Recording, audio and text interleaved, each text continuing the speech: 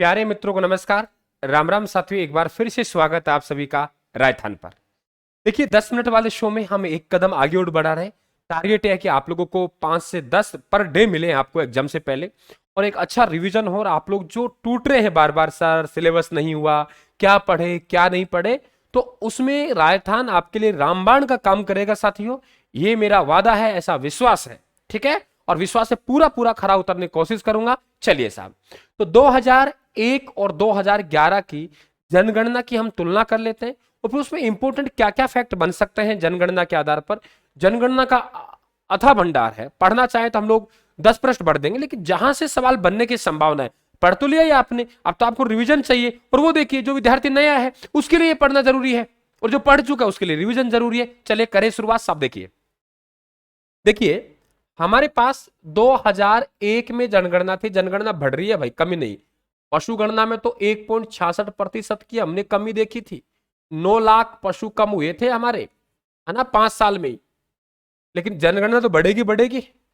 तो हमारे पास यह देखेंगे तो 2001 में 5 करोड़ 65 लाख थे, जो घटकर लगभग 6 करोड़ 85-86 लाख हो गए। इसका मतलब क्या हुआ है? वृद्धि हुई है। अब वृद्धि हुई है तो इसे 10 साल में वृद्धि हुई है ना, तो इसे हम दशकीय वृद्धि दर बोलेंगे। और राजस्थान में जो दशकीय वृद्धि दर रही है, दशकीय वृद्धि दर वो 21.31% रही है। फिर कहेंगे सर ये क्या है? ये वृद्धि दर रही है वो 1991 से 2001 की जनगणना, वो वृद्धि दर है। हमने वृद्धि दर को कम किया है।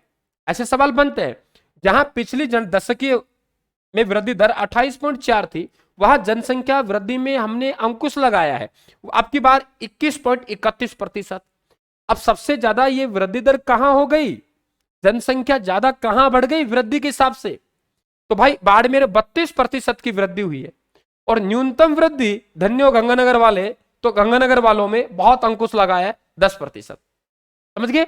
तो जनसंख्या वृद्धि दर बढ़ी है, और वो वृद्धि दर कितनी बढ़ी है? 21.31%। पिछले दशकीय में आप लोगों के 28.4। सब ज्यादा कहां हो गई? बाड़मेर 32 और श्री गंगानगर में 10 हो गई। ठीक है, अब सबसे ज्यादा, चलो बात कर ही लेते, 2 कॉलम और बढ़ा दिए मैंने। सबसे ज्यादा जो हमारे पास जनसंख्या है कहां? जयपुर में होगी। और सबसे कम कहां होगी? जैसलमेर में, क्योंकि जैसलमेर की जलवायु थोड़ी अनुकूल नहीं है, वहां का धरातल अनुकूल नहीं है लोगों के। अब देखिए, तो जयपुर में 66 लाख लोग रहते हैं, यानी लगभग 9.67%। आप कह दीजिए 1/10वां भाग तो अकेला जयपुर लिया हुआ है। और वहां देखेंगे तो मात्र 1%। ऐसे 0.98 याद मत कीजिए, काम चल जाएगा। आप नहीं सर 10%, 100 में से 10 लोग जयपुर कह रहा है कि 10 तो हमें दे दीजिए।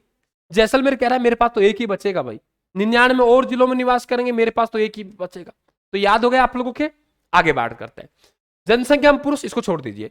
जनसंख्या घनत्व बढ़ा है। एक वर्ग किमी में कितने लोग रहते हैं?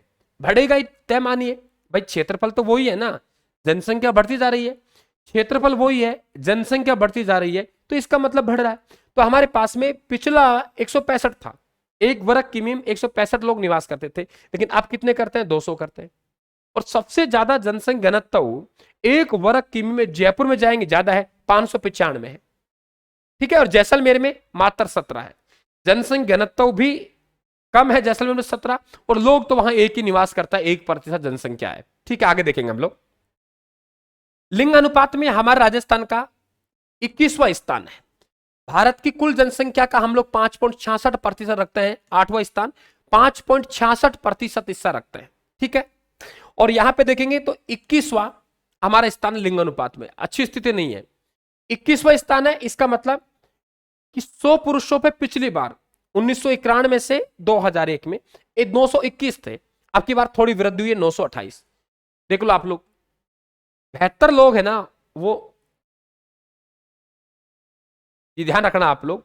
हाँ समझ गए आप लोग, मेरे पढ़ लीजिए। इसलिए डूंगरपुर में सबसे ज्यादा, डूंगरपुर में 994, 6 लोग वहां भी बिना शादी के रहने वाले हैं। और धौलपुर में तो 846 रह गया। राज्य में सबसे ज्यादा लिंग अनुपात डूंगरपुर में है 994, और धौलपुर में कम है 846। 0 से 6 आयु वर्ग में जनसंख्या छोड़ दीजिए, 0 से 6 आयु वर्ग में लिंग अनुपात 909 था, 888, बहुत गंभीर विषय है। ठीक है, आपने एवरेज में बढ़ा लिया, लेकिन भाई नहीं, देखिए जनरेशन में क्या हो रहा है, स्थिति बेकार हो रही है। 888, इसका मतलब बच्चियां यहां कम है, देखिए आप लोग। अब इसका मतलब अगला आंकड़ा आएगा ना हमारा, अब जनगणना वाला, तो खतरनाक आएगा। यहां तुमने बढ़ा लिया 7 वाला, लेकिन जबरदस्त कम होगा। 888, तो 0 से 6 आयु वर्ग में राजस्थान का लिंग अनुपात 888 है। वैसे लिंग अनुपात की बात करें 928 है। वैसे लिंग अनुपात की बात करें 928, और अगर वैसे हम लोग बात करें 0 से 6 आयु वर्ग में तो 888। ठीक है, तो लिंग अनुपात में हमारा 21वां स्थान। अब बात करते हैं साक्षरता दर, अच्छी स्थिति नहीं है भारत के, हम लोग अंतिम राज्यों में है, बिल्कुल लास्ट में। हमारा जन साक्षरता में 28वां स्थान है भाई। अगर महिलाओं की बात करेंगे तो 27वां, और पुरुषों की बात करेंगे तो 19वां है।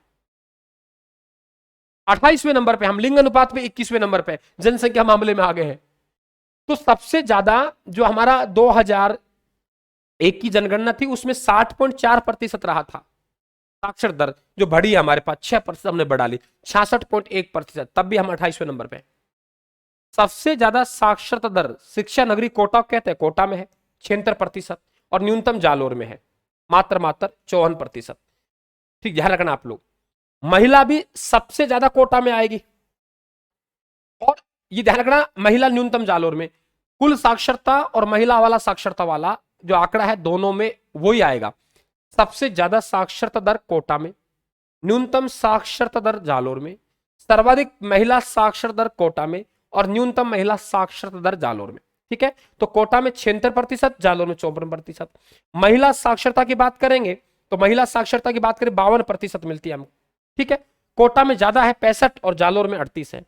पुरुष की बात करेंगे तो एवरेज 72 है पिछली में, इसको पिछली मत ध्यान रखिए आप लोग, याद ध्यान रखिए 79% है। झुंझुनू में 86 और बांसवाड़ा में भाई 69 है। तो मित्रों इस प्रकार से आप बने रहिए, बहुत आनंद आएगा आप लोगों को, बहुत आपका हौसला बढ़ेगा। मेरा मानना है, हो सकता है मैं 100 लोगों को सेटिस्फाई नहीं कर पा रहा, 100% को, लेकिन मेरा मानना है कि मैं 99% तो कर जाऊंगा साहब। तो आप बने रहिए राजस्थान के साथ, जितना मेरे से हो पाएगा।